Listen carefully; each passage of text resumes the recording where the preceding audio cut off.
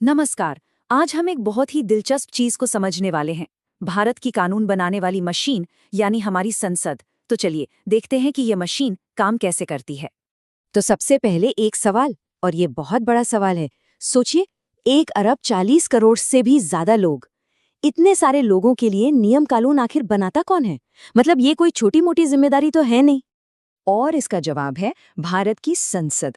जी हाँ, यही वो जगह है जहां हमारे देश की तकदीर लिखने वाले कानून बनते हैं और बदले भी जाते हैं। तो अगला सवाल ये उठता है कि संसद इतनी जरूरी है क्यों? देखिए, ये सिर्फ दिल्ली में बनी एक खूबसूरत बिल्डिंग नहीं है। असल में ये हमारे लोकतंत्र की, हमारी डेमोक्रेसी की नींव है। यही वो जगह है जहां देश के लोगों की आवाज सुनी जाती है और हमारे भविष्य को एक शक्ल दी जाती है। तो आखिर किसी भी संसद का, या कह लें विधायिका का, असल काम होता क्या है? इसके 4 सबसे बड़े काम हैं। पहला, समाज के लिए कानून बनाना। दूसरा, लोगों की बात रखना, उनके हितों का ख्याल रखना।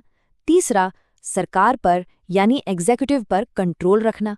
और चौथा, ये पक्का करना कि डेमोक्रेसी ठीक से चलती रहे, क्योंकि अगर ये सब चेक और बैलेंस ना हो ना, तो कोई भी सरकार कब तानाशाही बन जाए पता ही नहीं चलेगा।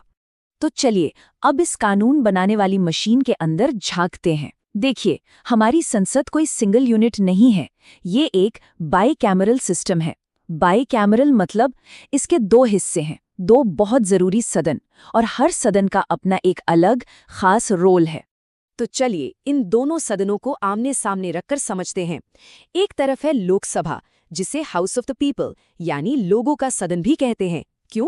क्योंकि इसके सदस्य सीधे जनता चुनती है, हर 5 साल में। इसकी मैक्सिमम स्ट्रेंथ 552 तक हो सकती है।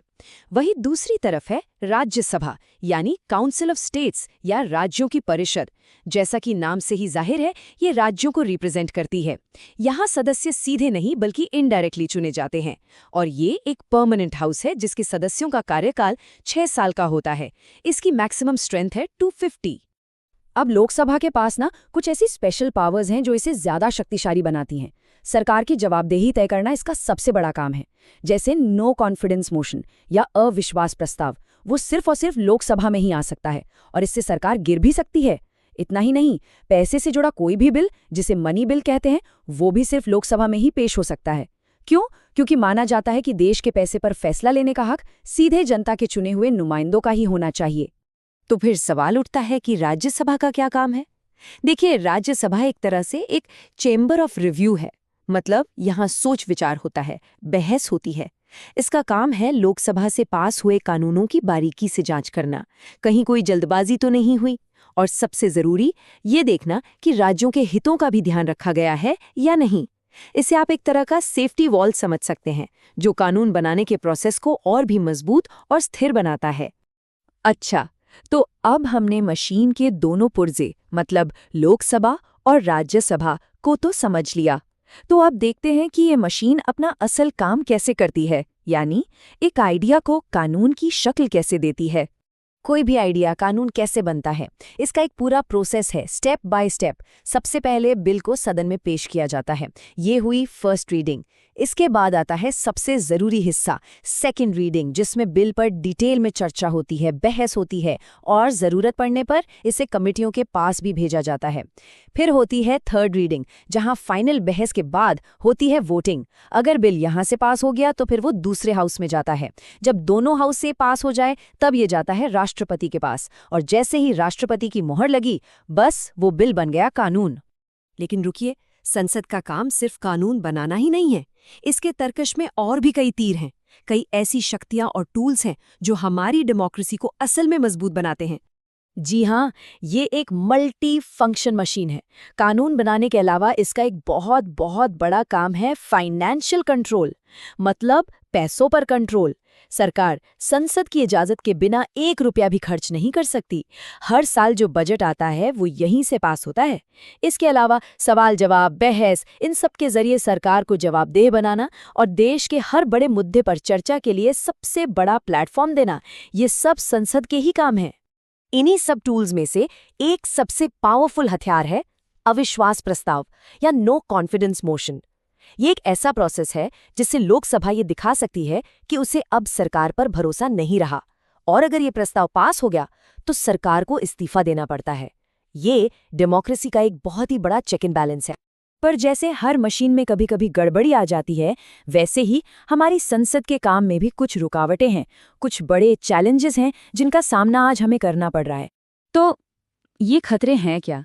आज संसद की बहस और चर्चा पर कुछ बड़े खतरे मंडरा रहे हैं। पहला, बार बार होने वाला हंगामा जिससे काम ही ठप हो जाता है। दूसरा, जरूरी बिल्स पर ठीक से बहस के लिए टाइम ही नहीं मिल पाता। और तीसरा, सरकार का दबदबा कभी कभी इतना बढ़ जाता है कि एक हेल्दी डिबेट की जगह ही कम हो जाती है। और ये सारी चीजें मिलकर संसद के काम करने की क्षमता को कमजोर करती हैं। लेकिन इन सब चैलेंजेस के बावजूद एक बात हमेशा याद रखनी चाहिए कि संसद हमारे लोकतंत्र का दिल है। तो आखिर क्यों इन सब के बाद भी संसद हमारी डेमोक्रेसी की रीढ़ की हड्डी है? क्योंकि यही है जो सरकार से सवाल पूछती है, उसकी जवाबदेही तय करती है। यही है जो हम नागरिकों के अधिकारों की रक्षा करती है। देश के बड़े मुद्दों पर बहस के लिए इससे बड़ा कोई मंच नहीं है। और सबसे बड़ी बात, ये इस बात की गारंटी है कि लोगों की आवाज सरकार के कानों तक पहुंचेगी। और आखिर में ये एक लाइन सब कुछ कह देती है, लोकतांत्रिक शासन के लिए विधायिका आवश्यक है। इसके बिना एक सच्ची डेमोक्रेसी की कल्पना भी नहीं की जा सकती। तो अगली बार जब संसद की कोई खबर पढ़ें या देखें तो एक सवाल पर जरूर सोचिएगा। जैसे जैसे हमारा देश बदल रहा है, हमारी ज़रूरतें बदल रही हैं, वैसे वैसे हमारे लोकतंत्र के इस सबसे मजबूत खंभे यानी हमारी संसद को अपने आप को कैसे बदलना होगा। ये एक ऐसा सवाल है जो हम सब के लिए बहुत मायने रखता है।